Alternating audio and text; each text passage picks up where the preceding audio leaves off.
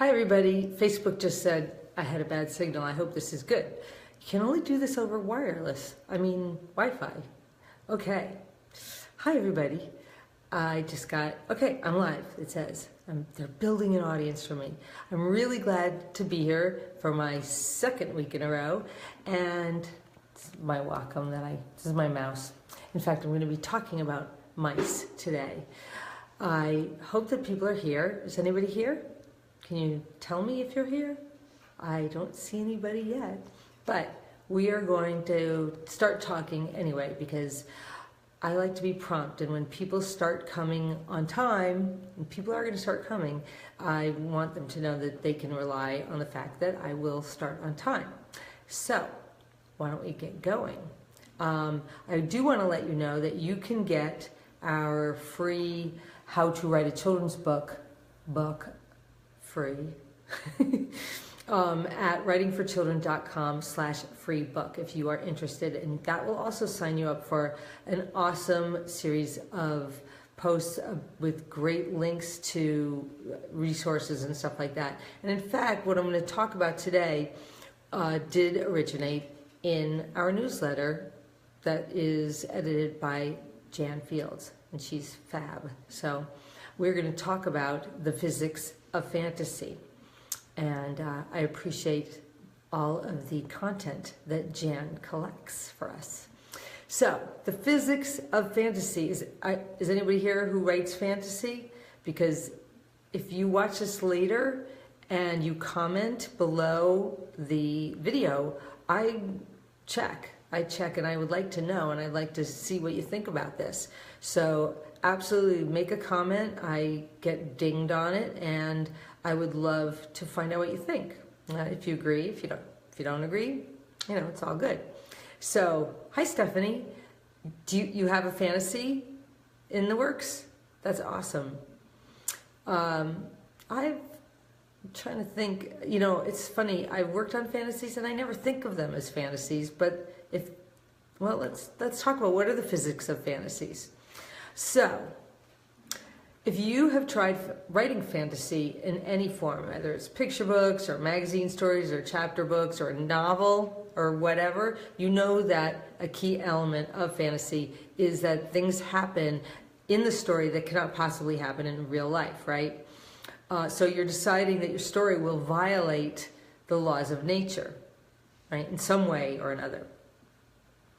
Some stories only slip outside of the real world in a tiny little bit. Thanks, Lauren. Just a tiny little bit, right? And some books have a completely extreme world that has very little normal stuff in it. Hunger Games, for example. They're real people, but they are fighting to the death. So that's hopefully not normal, right? But all stories abide by rules, and you just have to decide what those rules are, and you have to stick to them. And that's really, really important. There are books that don't, and that then starts to really annoy the reader. I have to say, The Thief Lord always really irritated me because it suddenly changed at the end to a fantasy. And if somebody can disabuse me of this, I would love to hear it. But all throughout, you're going through and you're reading about these street urchins and this rich kid and the kids and what they're doing. And then all of a sudden at the end, there's the carousel that goes backwards or forwards and takes you into the future or into the past or whatever. So I was like, wait, what? This is a fantasy? So once you establish your rules, you've got to stick to it. I was completely thrown for a loop. And I know a lot of people love that book, but I was just like, huh, what? So say, for instance, your book, your story features a cat and a mouse, right? And they're friends. Right there, that's a little tiny variation on natural law. And in real life, predators and prey do not form friendships like that, usually. Okay, we got Coco the gorilla and a kitten and stuff like that, but usually not so much. Of course, kittens aren't gorillas' prey, but you get my point. So now say you want to go a little bit further, and the team of the cat and the mouse, they solve mysteries, right? They're detectives. And that means you're going to go further from the real world, and you're choosing that. That's your rule. So that means that you're going to have to now have them solve these mysteries and stuff. Now they're going to be able to think in complex ways that usually cats and mice don't, although some cat lovers might argue that. What other new laws will you build into your story world? So suppose that your cat and your mouse talk to each other. So they can think, animal can think, they can talk to each other, but now what rules are you going to decide they won't violate? Because this is up to you. You're the god of this story, right? You're going to make up all of the rules.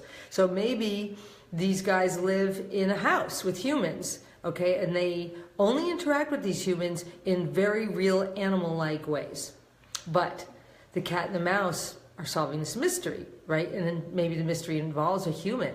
So maybe you decide that they're going to discover that something is missing that belongs to their owner, okay?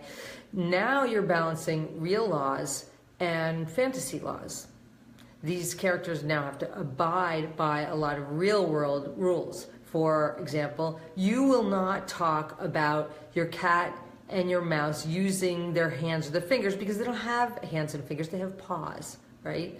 They're animals. So you probably won't have them wearing clothes either or driving cars because they're existing in a house like real animals. So those rules have to stay that way. Once you set those rules, I mean, you've made those rules. Once you set those rules, you have to operate within them, right? You have other animals talk to your animal characters, and then that's within your rules. You won't have the mouse suddenly begin flying. That doesn't make sense within the rules you've created. Now, if you want to have the animals fly, that's the rule, and then that's always the rule. You just have to create the rule, have it make sense within your world, and then it's okay. I mean, if the cat and the mouse speak to the owner, then they have to always speak to the owner, right? And you have to make the rules work within your story. So you won't have the cat cooking and whipping up pancakes for his owner, and then sit down and meow until she comes downstairs, because that would be really awkward if you're keeping reality, a kind of reality, in place. Because we know cats, no matter how smart you think your cat's not going to make pancakes, right? So the key concept with fantasy is this sticking with the rules. It has to make sense. Whatever rules you break, you have to break them in a consistent way. And you must break them in a way that makes sense with the rules that you choose to keep as the rule maker. Okay, these are your rules. So I just keep imagining that the people watching are going to be like, but wait, can I do this? Can I do that? Well, if you make the rules, you can do that. I mean, Stuart Little, he drove a car, right? So that was within the rules of that world. Uh-oh, someone's mad. What was that mad face? I never saw that before. Uh-oh. So weaving together of fantasy elements and real elements have to make sense. Anytime it doesn't, it's going to irritate the reader. And you don't want to irritate your readers. You want your readers to love you. Okay, you don't want to pull them out of the story flow. It's going to make your story go wah, wah, wah. Okay, you don't want that. Another key concept is don't surprise the reader with the fantasy. So in other words, don't have 5 pages of perfectly normal story about a little girl or, say, street urchins who steal, and then have, back to the little girl, not my soapbox, and her normal kitty doing normal things, and then suddenly have, the kitty slip away to chat up the mouse about the mystery of what happened to the kid's homework, right? Instead, with the story, you might want to begin that story with a scene that shows us the fantasy in action, so that the reader slips into the fantasy world without a bunch of, jolts and questions and stuff. So I had always said with The Thief Lord, if only I had heard one time, just one time, that, it's a legend that there's this carousel. Thank you, P.E. Lund, that you are telling me that the angry face came in by accident. I was like, uh-oh, I'm making someone mad. I said something wrong. Okay, so if only somebody had, if only the author had said there's this, huge legend, like somewhere sprinkled throughout, like 2 times, 3 times, that's it, throughout this entire novel, like, oh yeah, well that's just a legend or something like that, then the ending to that book would have made entire sense to me. And if you haven't read The Thief Lord, go get it from the library or buy it or whatever and read it and tell me what you think. Respond in the comments. If you have read it, tell me what you think. And if you haven't read it, so let's start a discussion. Do you completely disagree with me about The Thief Lord and the fantasy element at the end? Or are you like, oh yeah, Katie, I totally get what you're saying? Because I've never met anybody else who has been as mad about that ending as I have been. So I would love to get some conversation going on that. All right, so a plot may have intended surprises, but just don't let one of them be one that you haven't handled the fantasy well. P-E, Pat. Yes, sorry I called you P-E, but it says Pat right there.